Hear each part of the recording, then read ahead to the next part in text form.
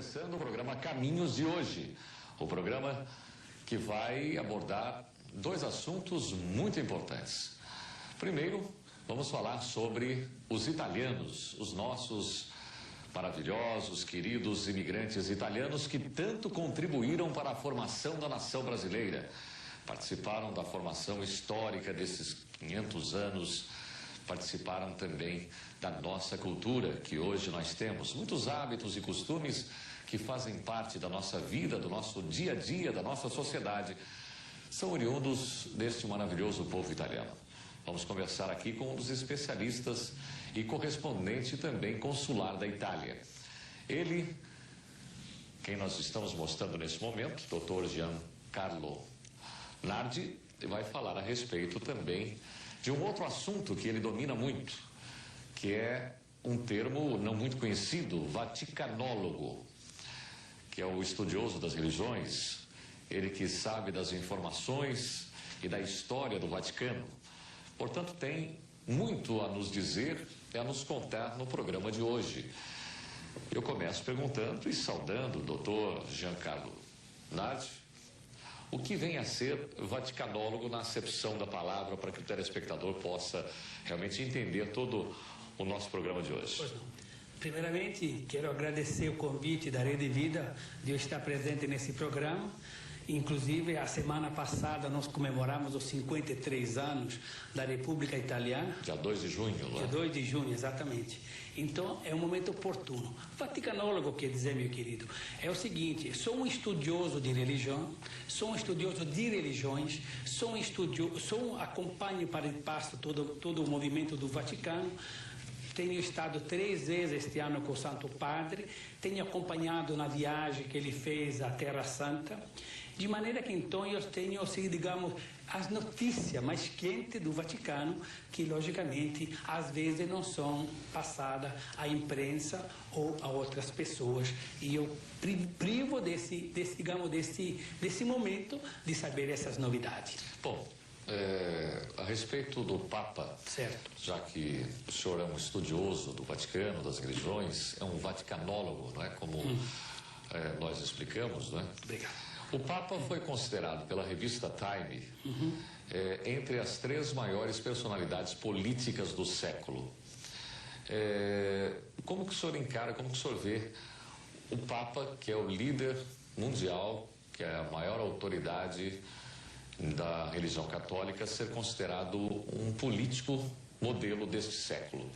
Eu vou lhe explicar. Esse Papa é um Papa extraordinário, é um Papa que realmente é uma das personalidades mais marcantes desse século, pelo seguinte: um homem que levou a paz, o carinho, a fé e o amor aos mais longínquos rincões deste mundo.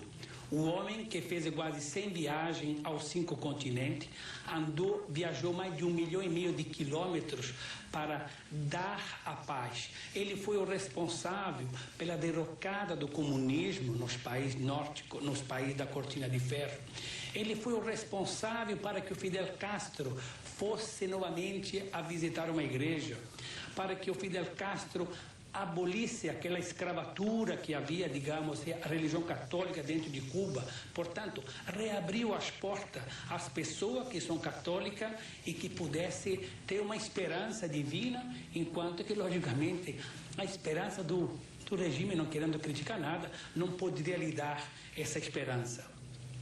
Nós tivemos essa demonstração de fé, de carinho, de afeto e de amor quando aqui esteve a massa humana acolhendo João Paulo II como se fosse realmente um santo. Todo mundo queria vê-lo, todo mundo queria tocá-lo, porque realmente é um homem de um carisma que há muito tempo não se via na história do Vaticano. Eu posso lhe dizer que quando eu estive em Roma há mais de 20 anos na sua nomeação para Papa, na sua eleição para Papa, quando sai aquela célebre fumaça branca, que habemos Papa, foi uma situação um pouco conturbada. Eu posso até lhe dizer em poucas palavras, quando ele assumiu, eu estava com medo de assumir o papato em Roma, o vescovo de Roma, como ele é chamado, porque há 452 anos que não se elegia, que não se fazia um papa no italiano. Então ele um pouco receoso disto, por dois motivos. Naquela oportunidade, o comunismo ainda era em evidência, e o próprio prefeito síndico de Roma era comunista. Vai chegar um papa que não é italiano. Havia até um medo de um certo conflito religioso ou enfim, político, coisa que não aconteceu. Vinha gente da Itália inteira, caravana de ônibus para ver este homem que foi um guerreiro, que foi um lutador, que foi um seminarista, que, enfim, veio das mais humildes bases. Ele ficou órfão aos 18 anos, aliás, aos 7 anos da mãe, e aos 18 anos do pai. Portanto, ele se fez uma vida de estudo, de dedicação e de dedicação religiosa para chegar até onde ele chegou. É considerado um homem realmente que, veja que estou te dizendo isso em primeira mão. Futuramente ele vai ser beatificado, futuramente ele vai ser canonizado, porque é o homem que, repito, levou a paz, o carinho, o afeto e a esperança a muitas nações que haviam até já perdido. Esse foi o grande trabalho político do Papa, não é? Foi lutar contra a fome, contra as guerras, os conflitos. Ele foi e ele ainda está fazendo. Porque eu estive recentemente com ele, estes momentos de lucidez que ele parece que ele está, digamos, cansado. De uma hora para outra ele de uma clareza, de uma evidência extraordinária. E ele tinha 3 desejos na vida dele, entre aspas, entre tanto, logicamente, religioso. Mas o desejo do Papa era o seguinte: eu estive com ele. Eu fui convidado na abertura da Porta Santa, na abertura do Ano Santo, no dia 24 de dezembro de 1999, se abriu a Porta Santa. A Porta Santa é a porta que fica na entrada da Basílica de São Pedro, do lado direito, e é aberta a cada 25 anos. Só que em 1983, o atual Papa decretou o Ano Santo extraordinário da redenção. Então, senão a porta teria que ser, foi aberta em 1975, com o Ano Santo da época, outro Ano Santo seria no ano de 2000. Só que ele decretou o Ano Santo extraordinário da redenção em 1983 para 84. Até para saber como é que ia a religião católica, até como é que respondia o mundo inteiro a esse evento, ele respondeu maravilhosamente bem. Em 1999 foi a abertura da Porta Santa, lhe falei na Missa do Galo à meia-noite, e fui das 58 autoridades do mundo inteiro convidada para participar desse evento.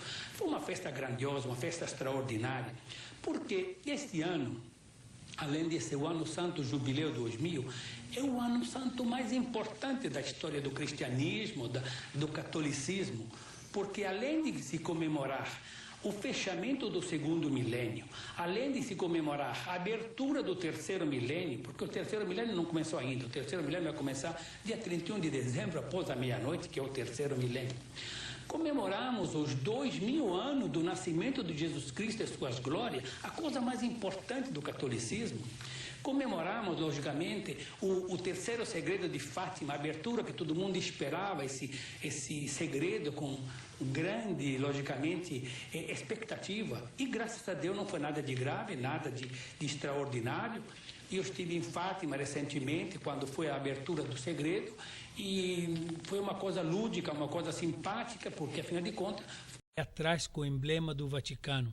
E tem toda a sua história, todas as suas encíclicas, todas as suas passagens pela vida, tanto as passagens boas como as passagens más, inclusive retratando o período mais negro da vida dele, que foi a época que era estudante, que era padre na Polônia, que era um sacrificado porque ele trabalhava de dia, lutava à tarde e estudava de noite até se formar.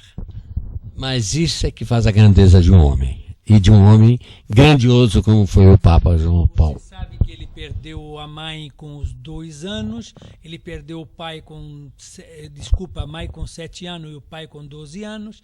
Quem custeou todos os seus estudos foi um tio dele, da qual ele foi morar, e, consequentemente a isto, ele tinha que trabalhava em 3 lugares para poder manter os seus estudos, porque ele sempre foi um homem aguerrido, um homem de luta, um homem de fé, um homem de paz. E acho que não podia ter uma pessoa melhor do que ser premiado com o título de Papa, porque ele se transformou no Papa da paz, do amor, da prosperidade assim, espiritual, que ele levou a paz e a prosperidade espiritual em muitos lugares, em longínquo rincões do mundo, que nem sabia o que era fé. Essa obra de arte, agora nós vamos mostrar para vocês o que é o livro de uma grande vida, de um homem santo, porque nasceu com o destino de ser santo, de dominar com amor toda essa humanidade que hoje, infelizmente, e que, aliás, há muitos e muitos séculos anda sofrendo. Ele também foi um guerreiro do amor, da paz, da igualdade. Esse Papa merece todo o nosso carinho, toda a nossa devoção, e esperamos que ele será canonizado muito brevemente. Eu gostaria de completar tuas palavras usando as palavras de Madre Teresa de Calcutá, que tem mais ou menos a filosofia do Papa. Madre Teresa de Calcutá sempre dizia que para fazer uma caridade, precisamos sentir a caridade no coração. Para nós fazermos uma obra de uma boa ação, precisamos sentir essa boa ação no nosso coração. Não adianta nada dizer, eu quero comprar o livro e tal. Não é uma pura e simples compra do livro. Você precisa sentir por que você vai comprar esse livro. Porque você comprando esse livro, você ajuda um monte de criança carente. Você ajuda um monte de pessoa necessitada, que nós estamos à busca justamente de fundo, em doações, em patrocínio, em apoio financeiro, para poder manter as obras iniciadas dentro da filosofia de Madre Teresa de Calcutá, dentro da filosofia do Papa João Paulo II, que levando um pouco de amor, de afeto e de, digamos assim, de sensibilidade humana às pessoas carentes. Repetindo, para você comprar o livro, você precisa ter um chamado, tem que ser sentido. Eu vou comprar o livro porque sei que esse fundo que eles arrecadam, o Instituto Pátria e Fé arrecada pelo livro, é para ser dado em doação. Então você vai fazer uma caridade. Todo mundo, as outras igrejas se preocupam sempre com dízimo, vende isso, vende aquilo. A Igreja Católica não cobra nada de ninguém. Ela é espontânea. O dízimo sempre existiu, mas só que as pessoas se esquecem de doar uma pequena parte. As pessoas se esquecem de doar alguma coisa pelos nossos irmãos menos favorecidos. Então, repito, faça a sua caridade, faça a sua doação em livros. E eu gostaria que vocês adquirissem o livro, porque ele é uma obra de arte. Mas essa doação que você faz do fundo do coração, pode ter certeza que ela será muito bem recebida e será muito bem colocada. E, logicamente, as pessoas menos favorecidas, unidas na mesma fé de 185 milhões de brasileiros, ecumenicamente reunidos em torno, digamos, do mesmo Deus, agradecem a você. E quando nós partimos, um dia que todos nós partimos, nós não seremos julgados pelas nossas orações, mas sim pelas nossas ações e principalmente as ações de boa vontade. A caridade.